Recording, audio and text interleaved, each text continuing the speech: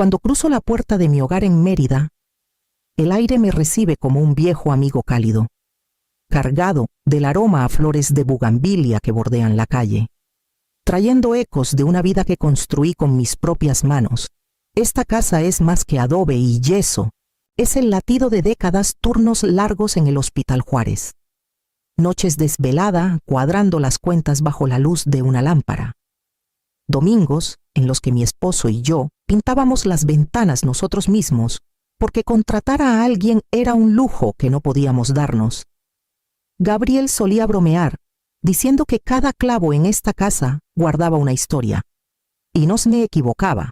La cocina lleva el recuerdo de nuestro primer día de muertos juntos, cuando se nos quemó el mole. Pero nos reímos de todos modos.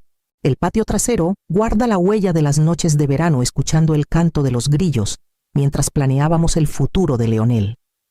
Cuando él era solo un niño, persiguiendo luciérnagas en el jardín. Incluso después de que Gabriel se fue, mantuve esta casa no solo para mí, sino para Leonel, para recordarle las raíces que lo criaron. Cuando Leonel se casó con Adriana el año pasado, me dije que la casa podría volver a ser un punto de reunión. Él se mudó a un departamento más cerca del centro, pero venía seguido, con su brazo alrededor de su nueva esposa y una sonrisa llena de promesas. Una tarde, mientras tomábamos café en el patio, me preguntó con suavidad si los padres de Adriana podrían pasar alguna vez solo a cenar. Mamá, ¿tienen curiosidad por conocer la casa? Dudé. Los Torres fueron bastante amables en la boda, aunque noté los ojos críticos de Lorena juzgando cada arreglo floral, y Armando habló más de su partido de golf que de los votos de su hija. Pero en Yucatán, la hospitalidad no es opcional, es un deber, asentí, asegurándole que eran bienvenidos. Mientras veía a mi hijo irse ese día, el orgullo me llenó el pecho. Era un hombre hecho y derecho, contador con un trabajo estable, ahora esposo. Pero bajo ese orgullo había algo más. Una pequeña chispa de inquietud que intenté ignorar. Después de todo, ¿qué daño podría hacer una cena el domingo siguiente? El coche de los Torres entró en mi entrada. El primero de muchos momentos en que sus llantas harían crujir la grava frente a mi casa. Adriana llegó ese domingo con Leonel, trayendo un pastel de 3 leches comprado en la tienda, de esos que vienen en envase de plástico. Me dio un beso en la mejilla, todas sonrisas, y dijo que sus padres venían detrás. Retrocedí para ver a Armando y Lorena bajarse de su sedán, él ajustándose el cinturón como si acabara de cortar el césped, y ella aferrando un bolso que parecía lo bastante rígido como para sostenerse solo. Los recibí con calidez, como mi madre me enseñó, con una sonrisa que opacaba cualquier recelo. En la mesa serví pollo al horno con romero de mi jardín, puré de papa bien cremoso y ejotes frescos que desgrané esa misma mañana. Armando comió con gusto, pero después se movió inquieto hasta que encontró mi viejo sillón en la sala. Se recostó, jugueteó con la palanca y dijo: «Le falta un poco de soporte para la espalda». Sonreí por cortesía. Aunque ese sillón había acunado a Gabriel durante años de partidos nocturnos y siestas después de la misa dominical, Lorena, mientras tanto, se quedó en la cocina. Elogió la vajilla, pero preguntó si alguna vez había considerado cambiar el ajo fresco por ajo en polvo, como si la comodidad fuera el estándar supremo.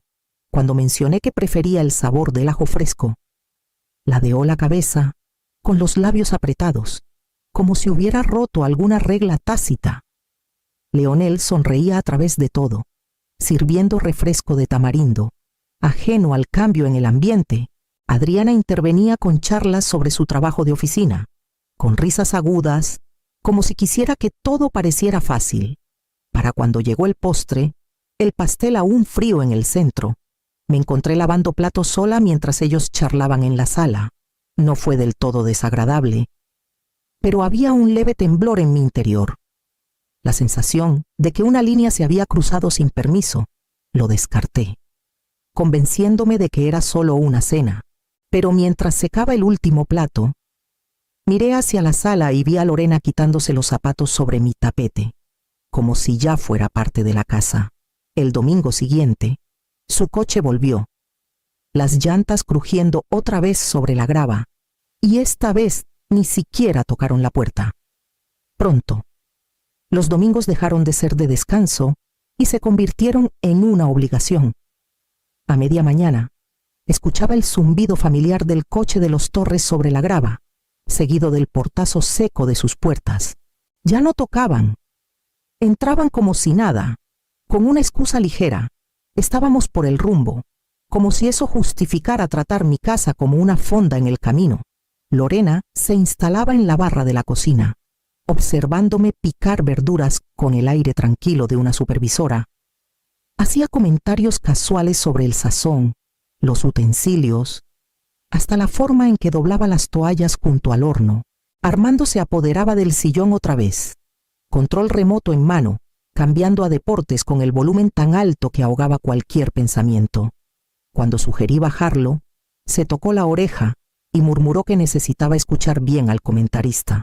Después de la comida, subían al cuarto de huéspedes, diciendo que el sofá era demasiado duro para la espalda de Armando.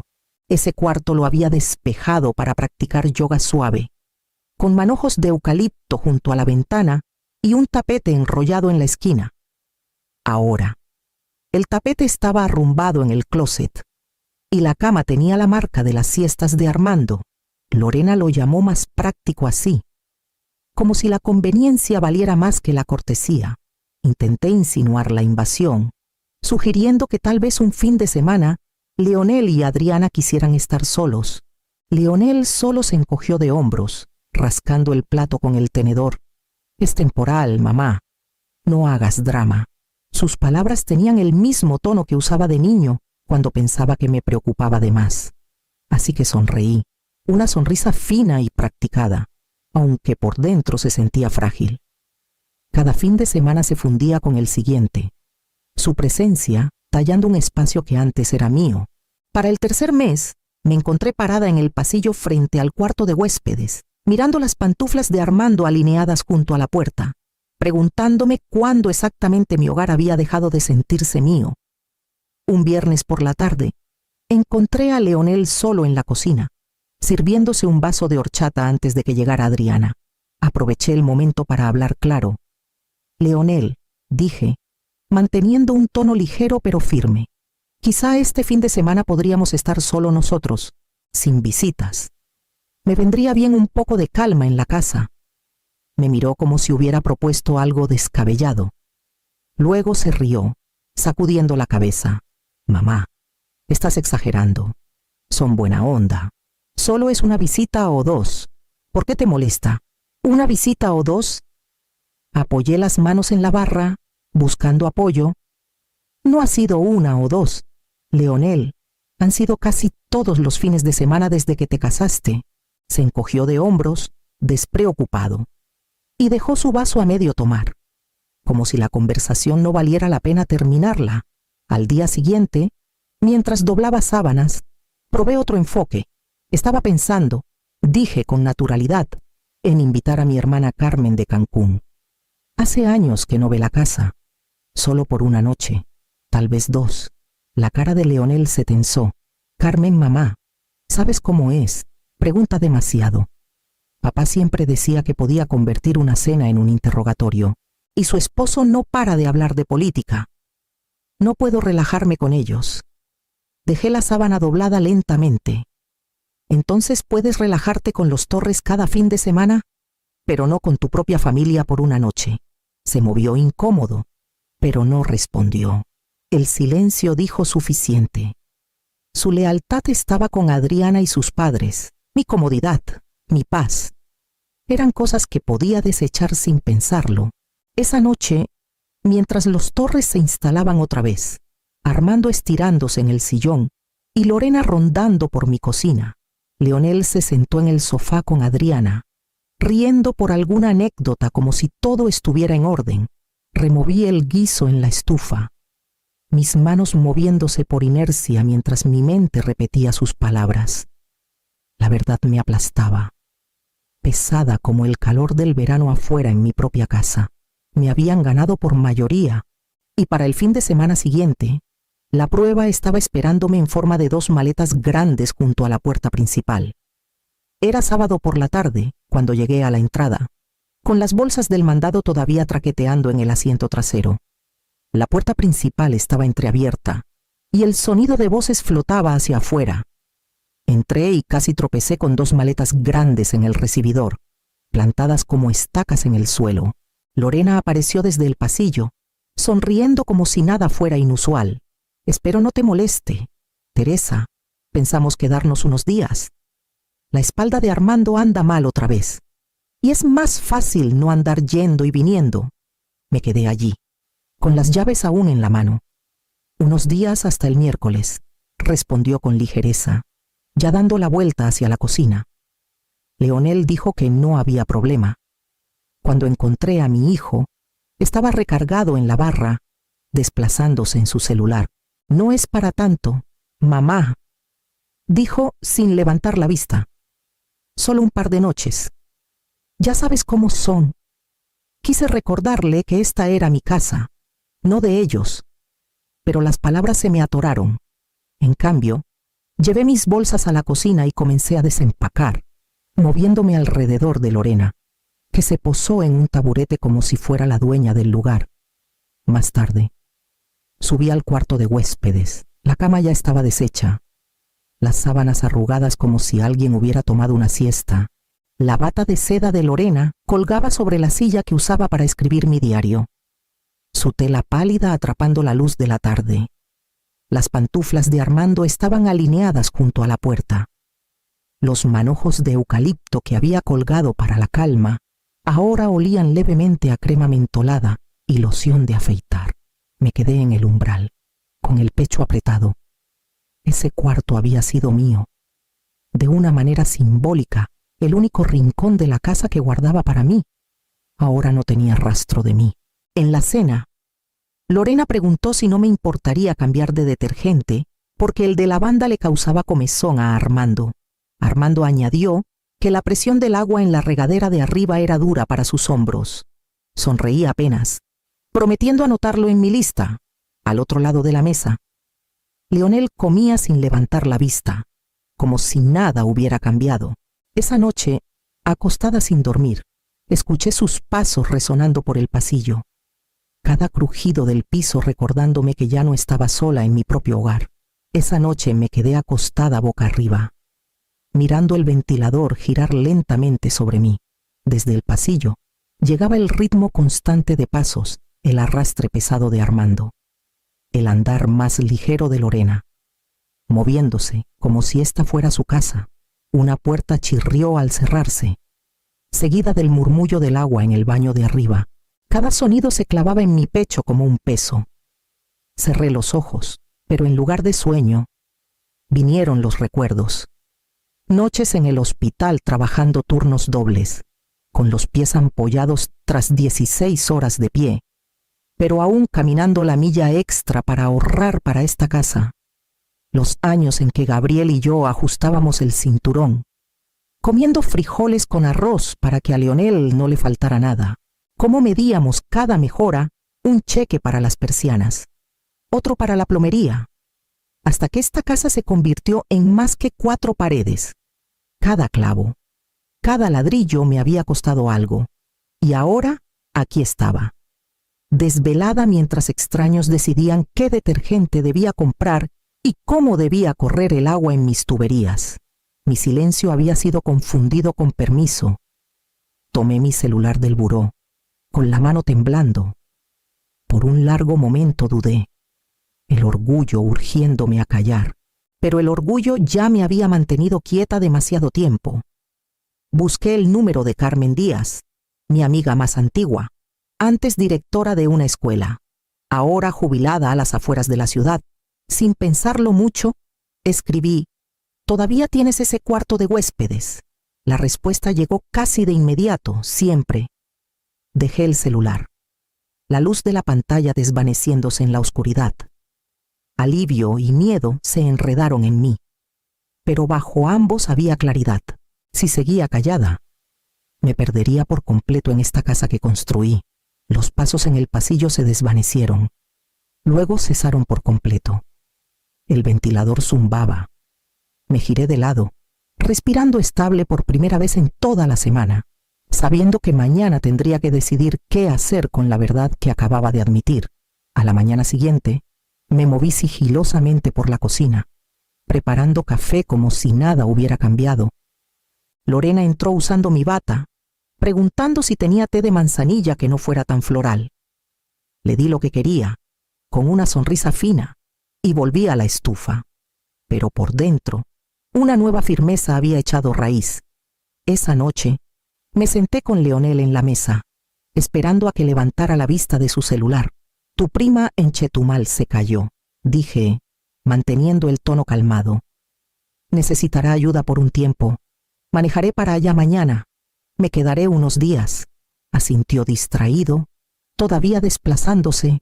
Maneja con cuidado, mamá, sin preguntas, sin preocupación por cuánto tiempo estaría fuera. Aceptó mi ausencia tan fácilmente como había aceptado la presencia de los Torres. Subí a mi cuarto y doblé algo de ropa en una maleta pequeña. En el tocador, dejé un sobre, adentro, con mi letra. Escribí, si necesitas espacio. Ahora lo tienes. Lo dejé donde sabía que Leonel lo encontraría, sencillo y sin adornos. A la mañana siguiente, Carmen llegó en su viejo sedán, con una leve sonrisa de aliento. ¿Traes todo?, preguntó. Saqué mi maleta, cerrando la puerta detrás de mí sin mirar atrás. En su casa, a las afueras, nos sentamos con café en su mesa de cocina, el sol cruzando la habitación en rayas cálidas.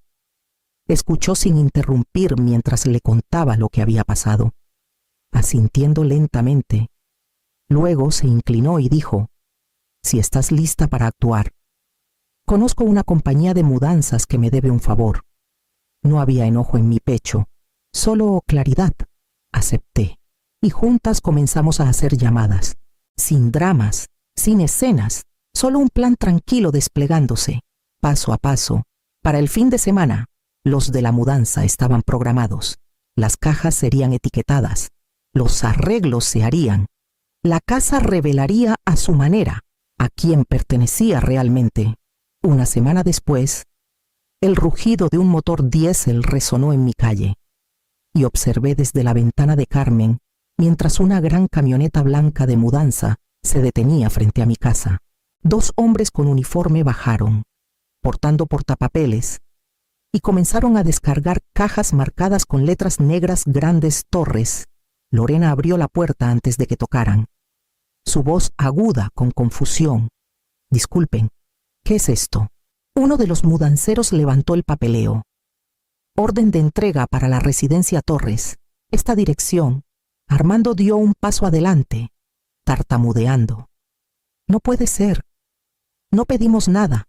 El mudancero giró el portapapeles, señalando la línea con sus nombres escritos claramente. Aquí dice que sí, sin dudar. Entraron un colchón, una cómoda y una pila de cajas de cocina etiquetadas. Desde la acera de enfrente, casi podía escuchar el jadeo de Lorena mientras movían los muebles del cuarto de huéspedes. Su bata arrojada sobre una silla como si ya no importara.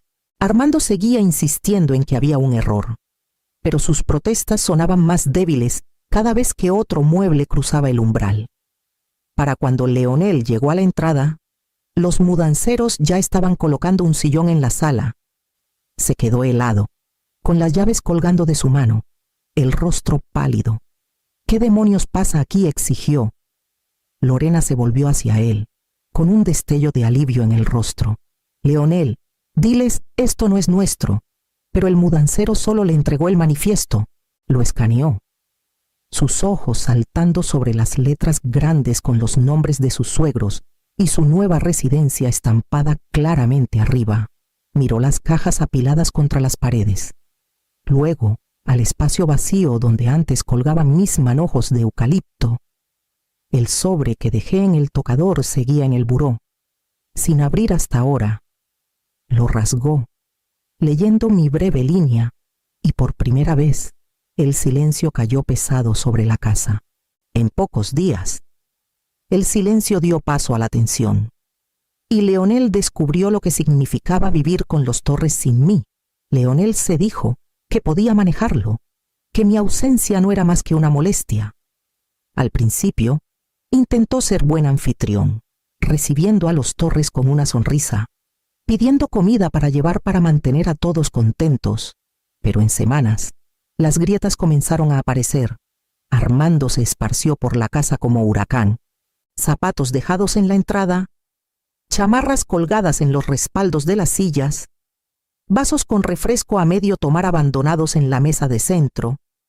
El sillón se convirtió en su trono, la televisión en su reino, con el volumen tan alto que los vecinos debían escuchar cada jugada de cada partido. Lorena, que alguna vez criticó mi sazón, se negaba a levantar un dedo en la cocina.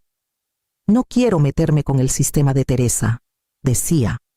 Aunque yo ya no estaba, dejaba platos amontonados en el fregadero, ropa sin doblar apilada en esquinas. Cuando Leonel pedía ayuda, ella sonreía tensa y decía que no sabía dónde iba cada cosa.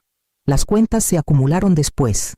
Los gastos del mandado subieron, el uso del agua se duplicó y la luz corría toda la noche con Armando quedándose dormido frente a la pantalla. Los mensajes de Leonel comenzaron a llegar a mi celular. ¿Dónde guardas las bolsas de la aspiradora? ¿Cómo haces el pollo asado otra vez? La lavadora huele raro. ¿Qué hago? Los leía. Luego dejaba el celular sin responder. Los días se alargaron en semanas. El tono de Leonel pasó de confiado a desesperado. Se quejaba de cansancio, de sentirse como extraño en su propia casa, de no poder respirar sin que alguien le exigiera algo. Cada palabra cargaba la misma asfixia que yo había vivido, solo que ahora era su carga. Y mientras él lidiaba con el peso de sus decisiones, yo me sentaba con Carmen, planeando en silencio el paso final para reclamar lo que era mío. La casita que encontré cerca del Paseo de Montejo era pequeña, pero perfecta. Sus paredes de ladrillo no guardaban más memorias que las mías, y eso se sentía como libertad. Planté geranios en macetas de barro junto a las ventanas. Veía las barcazas moverse por el río, y dejaba que el sonido de las gaviotas reemplazara el zumbido interminable de una televisión demasiado alta. Carmen venía seguido. Nos sentábamos en la mesa de la cocina con té, el vapor enroscándose entre nosotras mientras hablábamos de cosas simples, libros, viejos colegas, el ritmo de días que no le pertenecían a nadie más. El silencio no estaba vacío, era reparador, como respirar aire tras estar sumergida. Por vecinos supe que Leonel había puesto la casa en venta. La vendió por menos de lo que valía. El lugar desgastado y opaco por meses de descuido. Una nota en línea mencionaba reparaciones menores necesarias. Aunque las fotos decían la verdad, cuartos desordenados, un sillón manchado, ropa desparramada sobre camas que alguna vez estuvieron bien tendidas. Ya no era el hogar que construí. Al principio, pensé que la pérdida me dolería, pero no fue así. La casa había perdido lo que la hacía sagrada mucho antes de la venta. Lo que quedó fue mi entendimiento que las paredes y los muebles pueden ser tomados, pero los límites, una vez puestos, son más fuertes que cualquier escritura. Por las tardes, caminaba por el sendero junto al río, el aire cargado de sal y jazmín, sin sentir deseo de mirar atrás. Le había dado a Leonel todas las oportunidades para verme, para escucharme, y él eligió otra cosa. Mi papel ahora no era pelear por espacio, sino vivir en el que había reclamado, y mientras cerraba la puerta cada noche, con una sola llave en la mano, sabía que finalmente me pertenecía a mí misma,